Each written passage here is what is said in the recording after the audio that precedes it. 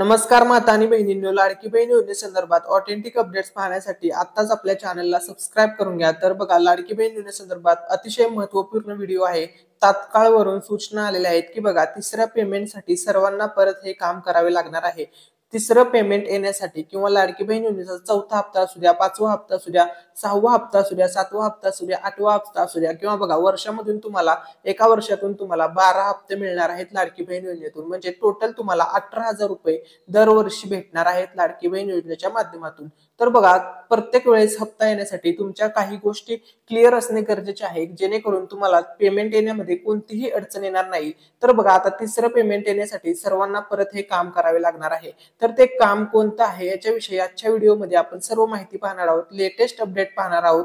जर तुम्ही चॅनलवरती नवीन आलेला असाल तर मित्रांनो, व्हिडिओला लाईक करायला विसरू नका आणि मित्रांनो, चॅनलला सुद्धा सबस्क्राईब करून घ्या, कारण की गव्हर्नमेंट योजनांसंदर्भात सर्व ऑथेंटिक अपडेट तुम्हाला आपल्या युट्यूब चॅनलवरती पाहायला मिळतील।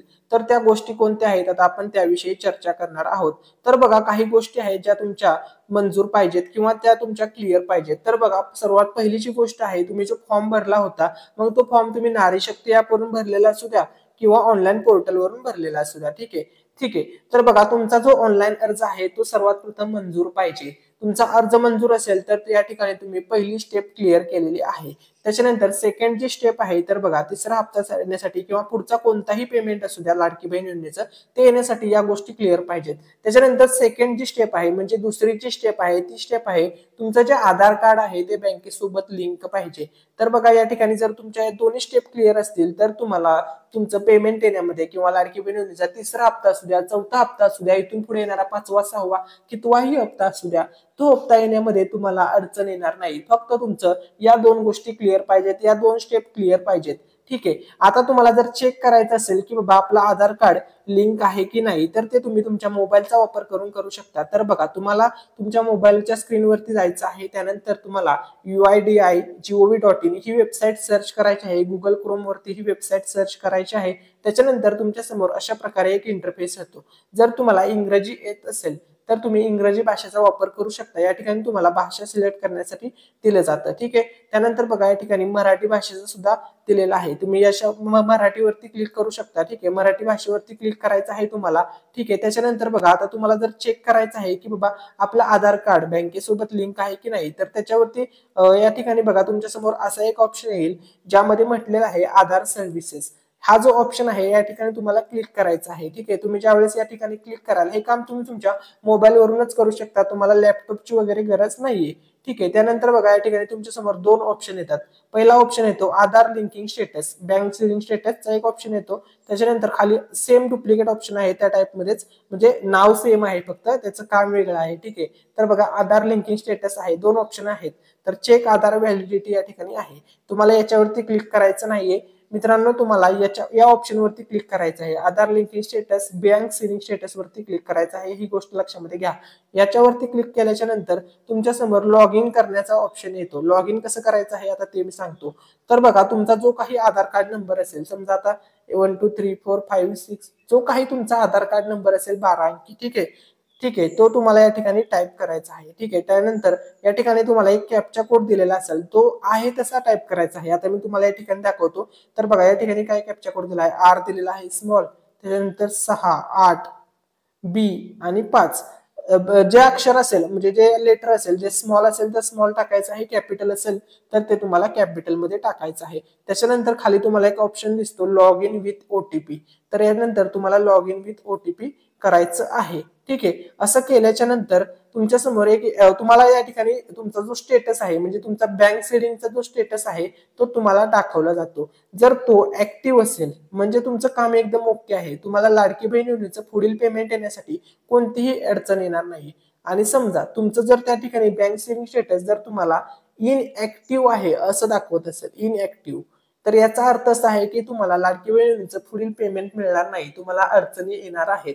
त्यामुळे तुम्हाला लवकरात लवकर तुमचं आधार कार्ड तुमच्या बँक खात्यासोबत लिंक करणे गरजेचे आहे, जर तुम्हाला इनऍक्टिव्ह दाखवत असेल। जर तुमचं ऍक्टिव्ह दाखवत आहे तर तुमचं काम ओके आहे, तुम्हाला लाडकी बहीण योजनेचं पुढील पेमेंट येताना किंवा चालूचं पेमेंट येताना तुम्हाला कसल्याच प्रकारची अडचण येणार नाही, म्हणजेच कोणत्याही प्रकारची अडचण येणार नाहीये. ठीक आहे, आता मी ह्या तुमचे डाऊट क्लिअर केलेले आहेत की पुढील पेमेंट येण्यासाठी तुम्हाला कोणत्या गोष्टी करणे गरजेचं होतं. ठीक आहे, आता तुमचे सर्व डाऊट क्लिअर झालेले आहेत. आता आपण लाडकी बहीण योजनेच्या तिसऱ्या हप्त्याविषयी चर्चा करणार आहोत. तर बघा, लाडकी बहीण योजनेचा जो तिसरा हप्ता आहे हा खूप जास्त चर्चेमध्ये चाललेला आहे, कारण की हा हप्ता येण्यामध्ये खूप जास्त प्रमाणामध्ये विलंब झालेला आहे किंवा थोडं लेट झालेलं आहे, 10 दिवस. तर बघा, आता सर्वात मोठी जी अपडेट समोर आलेली होती ती अपडेट अशी होती की बाबा 29 सप्टेंबर रोजी सर्व लाडक्या बहिणींच्या खात्यामध्ये तिसरा हप्ता जमा होणार होता. परंतु 29 सप्टेंबर तारीख अजून आलेलीच नाही. ती तारीख येण्याच्या अगोदरच, म्हणजे 19 सप्टेंबर याच्या अगोदरच 25 सप्टेंबरलाच महिलांच्या खात्यामध्ये पैसे जमा होण्यास सुरुवात झाली होती. त्यामुळे भरपूर महिलांच्या खात्यामध्ये पैसे आलेले, त्या महिला सर्व आनंदी झालेल्या आहेत. तर बघा, सर्वात महत्वाचा मुद्दा समजून घ्या. असं सांगण्यात आलेलं होतं 29 सप्टेंबरला पैसे येतील, परंतु 25 सप्टेंबर ते 30 सप्टेंबर या कालावधीमध्ये सर्व जवळपास लाखो माता बहिणींच्या खात्यामध्ये हे पैसे जमा होणार आहेत. आता मंत्री आदित्य तटकरे मॅडम यांनी काय माहिती दिलेली आहे ती माहिती या ठिकाणी आपण पाहूया. जर तुम्हाला लाडकी बहीण योजनेच्या तिसऱ्या हप्त्याचे पैसे आलेले नसतील तर मी तुम्हाला व्हिडिओच्या शेवटी सर्व गोष्टी सांगणार आहे की तुम्हाला पैसे कधी येणार आहेत, किती वाजता येणार आहेत. त्यामुळे तुम्हाला हा व्हिडिओ शेवटपर्यंत पाहायचा आहे. तर बघा, महिलांना दर महिन्याला थेट लाभ हस्तांतरणाद्वारे 1,500 रुपये मिळावेत यासाठी महाराष्ट्र सरकारने मुख्यमंत्री माझी लाडकी बहीण योजना चालू केली असून या योजनेसाठी राज्यभरातील कोट्यावधी महिलांनी अर्ज केले आहेत. आतापर्यंत 2 लाखाहून अधिक महिलांना या योजनेतील सन्मान निधी मिळाला आहे. आता या योजनेचा तिसरा हप्ता महिलांच्या बँक खात्यात जमा केला जाणार आहे. या योजनेच्या तिसऱ्या हप्त्याचे वितरण येत्या 29 सप्टेंबर रोजी केले जाणार आहे. महिला व बालविकास कल्याण मंत्री आदित्य तटकरे यांनी याबाबतची माहिती दिलेली आहे. त्यानंतर बघा, म्हणजेच येत्या 29 सप्टेंबर रोजी पात्र महिलांच्या खात्यावरती लाडकी बहीण योजनेचे 1,500 रुपये जमा होतील. दर महिन्याला हे पैसे लाडकी बहीण योजनेचे तुम्हाला मिळणार आहेत. तर बघा, आतापर्यंत जर तुम्हाला लाडकी बहीण योजनेचा तिसरा हप्ता रिसिव्ड झालेला नसेल, तुमच्या खात्यामध्ये क्रेडिट झालेला नसेल, तर तो कधीपर्यंत होईल तो मुद्दा समजून घ्या. तर बघा, ज्या बहिणींना अगोदर 3,000 रुपये मिळालेले आहेत अशा माता बहिणींना यावेळेस 1,500 रुपये मिळणार आहेत. आणि ज्या माता बहिणींना आतापर्यंत 1 रुपया सुद्धा या योजनेमधून मिळाला नाहीये अशा माता बहिणींना डायरेक्टली 3 महिन्याचे मिळून 4,500 रुपये त्यांच्या बँक खात्यामध्ये जमा केले जाणार आहेत. तर बघा, आता हे पैसे तुमच्या खात्यावरती कधीपर्यंत जमा होतील आता याच्याविषयी आपण सविस्तर चर्चा करणार आहोत. तर बघा, 25 सप्टेंबर ते 30 सप्टेंबर हा जो कालावधी आहे या कालावधीमध्येच तुम्हाला पैसे मिळणार आहेत. तर बघा, पहिला 3 टप्प्यामध्ये पैसे येणार आहेत. तर बघा, पहिला जो टप्पा होता 25 सप्टेंबर ते 26 सप्टेंबर हा जो टप्पा होता मित्रांनो, या टप्प्यामध्ये भरपूर माता बहिणींच्या खात्यामध्ये पैसे जमा झालेले आहेत. त्याच्यानंतर दुसरा जो टप्पा आहे या ठिकाणी बघा, दुसरा जो टप्पा असणार आहे तो टप्पा आहे 27 सप्टेंबर ते 28 सप्टेंबर, म्हणजे कालचा टप्पा आणि आजचा टप्पा. या टप्प्यामध्ये सुद्धा भरपूर माता बहिणींच्या खात्यामध्ये पैसे जमा झालेले आहेत. ठीक आहे, आज सुद्धा भरपूर माता बहिणींच्या खात्यामध्ये पैसे जमा होणार आहेत.